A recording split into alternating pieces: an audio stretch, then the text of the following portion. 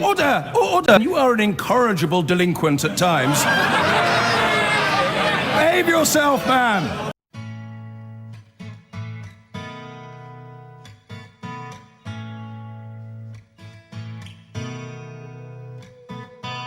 Something's going on, change is taking place. Children smiling in the street have gone without a trace. The street used to be full, it used to make me smile, and now it seems that everyone is walking single file. But so to the newspapers. Kate, Google everywhere today.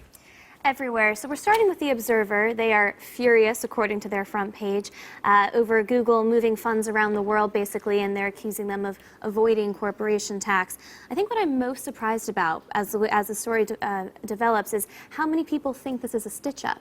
I mean, HMRC did not go into those talks with Google to try to let them off the hook. They're trying to get as much money out of them as possible, but legally, in the UK, we don't tax revenue, we tax profit. Well, last month, Health Secretary Jeremy Hunt said he would impose the new contracts from August 2016. With neither side backing down, we're asking today how this will end. And joining us in the studio are Dr. Hamid Khan, an A&E doctor at Tooting St George's Hospital, and Sam Bowman from the Adam Smith Institute. Welcome to you both. Where is this going to end? Okay, Sam? Ultimately, this isn't about patient safety. This isn't about patients at all. This is about money. If I was a doctor, I might be striking. I might be annoyed that some doctors, for example, A&E doctors, are being paid less. I would be annoyed about that. But ultimately, this is an industrial dispute about money, and the doctors are being given a reasonably generous offer. They're given a pay rise in some cases. And what comes first is limited resources for the NHS.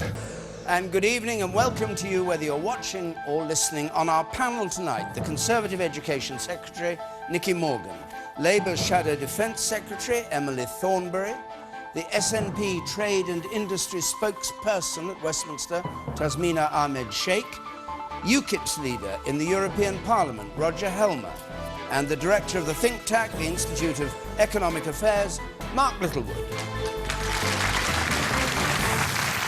All right, Mark Littlewood. Well, listen, I want lower, simpler taxes. I'm a low-tax kind of guy. I think that helps the economy, helps employment, helps economic growth, and ultimately, if you can find the sweet spot, it helps government revenues as well. We have... This former government advisor says, however, that ESA needs to change. It's incentivising behaviours like staying on the benefit, like trying to get onto the benefit in the first place, which are not necessarily positive either for the taxpayer and expenditure, but also for those people who are ending up being parked or trapped on the benefit. And we're joined now by Mark Littlewood, Director General of the Institute of Economic Affairs. Mark Littlewood, he says he's being misrepresented, but do you agree with him in terms of, from what I could tell, British jobs for British workers? Well, I certainly don't think that that should be something that the law prevents. I mean, what Farage is saying there is that if a company chooses to employ, let's say, a black British person as opposed to a white Swedish person, that Swede couldn't complain. Well, earlier I discussed inequality with Thomas Piketty himself and Ryan Bourne from the Institute of Economic Affairs. He's not talking about whacking the rich, he's just talking about whacking the super rich. What's wrong with that? Well, there's lots of economic evidence and lots of counter-economic evidence actually that high marginal tax rates on high earners actually has a negative effect on growth. I know that some of your work suggests otherwise, but many other people have done work on this. But some economists think the contracts are good. Zero-hours contracts are not necessarily a bad thing for employees. If you look at a lot of the statistics survey data around this area, lots of people are actually very happy on them. The average hourly rate tends to be higher than the rate in for full-time workers as well. So should libraries be kept open as a community resource? I'm joined now by Francesca Simon, the best-selling children's author of the Horrid Henry series, and Kate Andrews from the Institute of Economic Affairs. When it comes to the wealthy funders of right-wing causes, the big names are well known. Billionaires like the industrialist Koch brothers and the casino magnate Sheldon Adelson. Super PACs like Americans for Prosperity and Karl Rove's Crossroads GPS. Now, through them, hundreds of millions of dollars have poured into right-wing causes and candidates. But now it turns out this web of dark money donations is even more secretive than we previously thought. That's because the operations of a largely unknown group have now come to light. They're called Donors Trust, a nonprofit charity based in Virginia. Since 1999, Donors Trust has handed out nearly $400 million in private donations to more than 1,000 right-wing and libertarian groups. The fact Donors Trust has been able to quietly do so appears to explain why it exists. Wealthy donors can back the right-wing causes they want without attracting public scrutiny.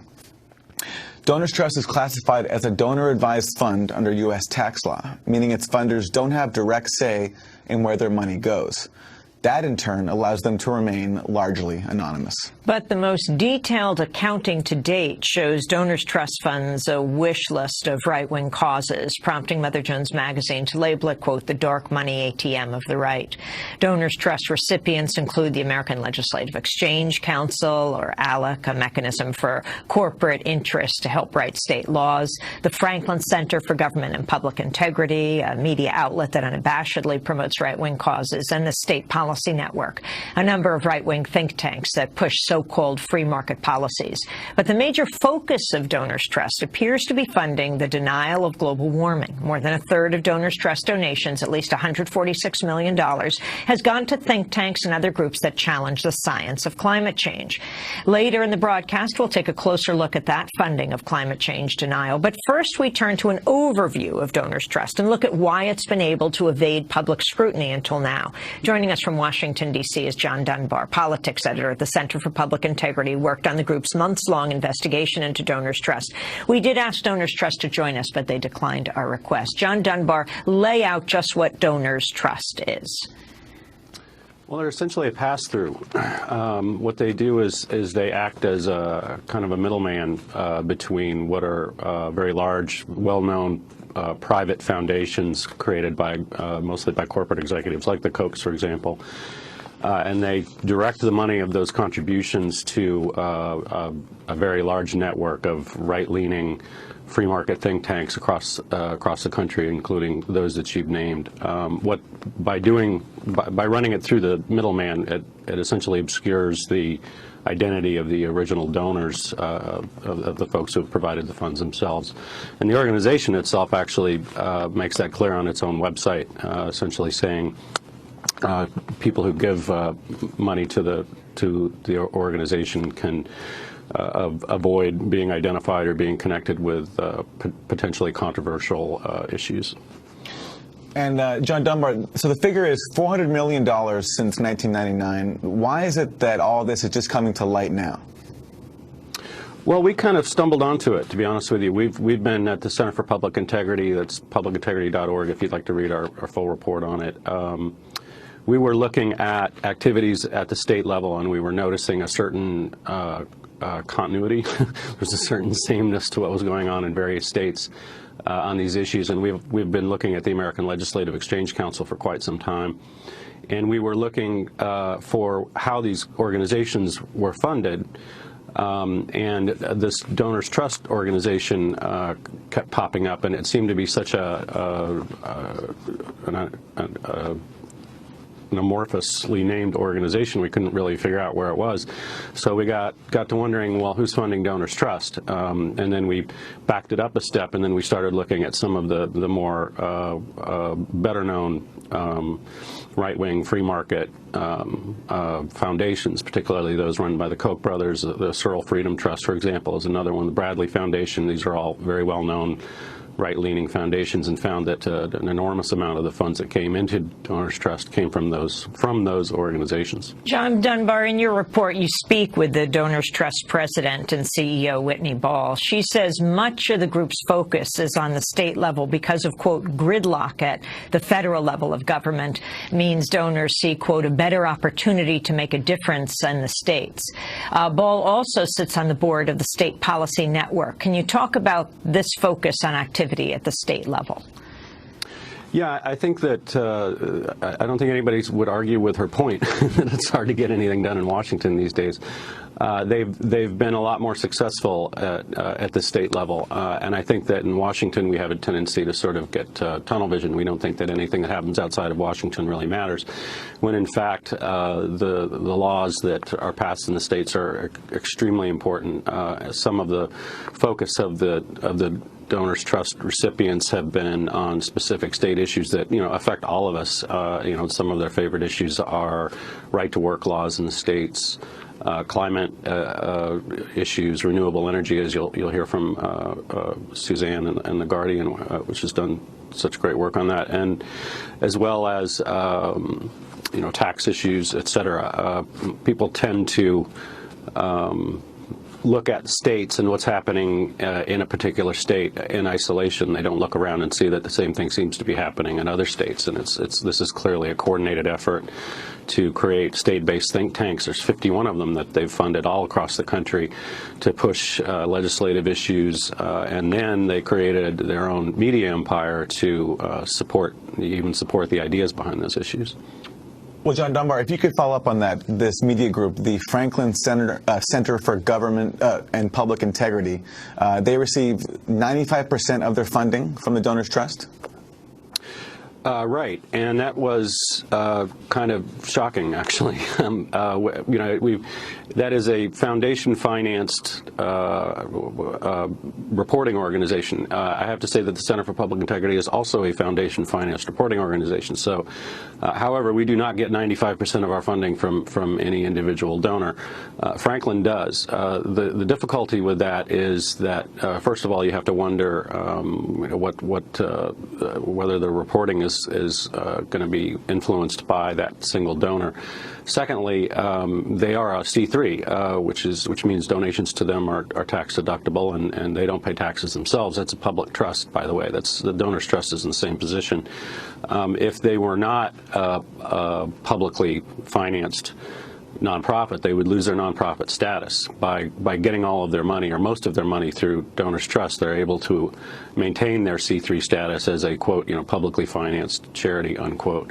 And if all of that money came from one person, for example, they'd lose that exemption, or they would be part of, they would have to be absorbed by whatever foundation it was that was funding. John, in 2009, Republicans, bloggers, conservative think tanks began to cite a report that the Obama administration had pumped billions of stimulus funds into phantom congressional districts, suggesting money intended to create jobs and shore up the economy had been misused or lost. One of the key websites to report this was NewMexicoWatchdog.org, which is almost entirely funded by Donors Trust. The story was picked up by Fox News, like in this report from Stuart Varney. Take a look at this map, please.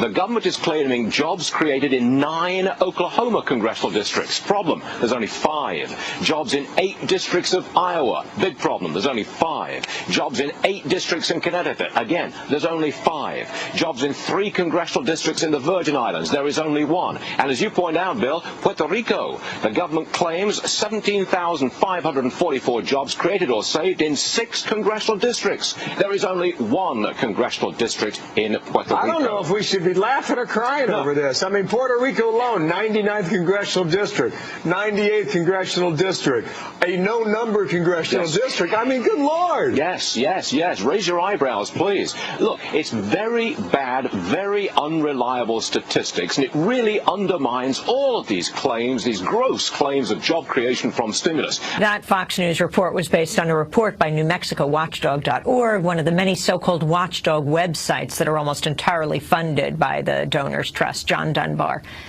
your response? Well, I think that the implication of that report was that there were millions and millions of dollars that were being misspent, when the reality was it was data errors. I don't think anyone would defend the government's ability to create accurate databases. They clearly didn't do a very good job on that front, at least on the Recovery Act. However, the implication that all of this money was going into a black hole was actually nonsense. It was kind of a phantom issue about phantom districts, as the Associated Press had reported. A lot of the reporting by these different watchdog organizations that are funded by Franklin has been called into question, including by the Nieman Center at Harvard. That's called it a lacking context, and in some cases actually distortions of the facts. We're going to break. John Dunbar, politics editor at the Center for Public Integrity, works on this months-long investigation into the Donors Trust called Donors Use Charity to Push Free Market Policies in States.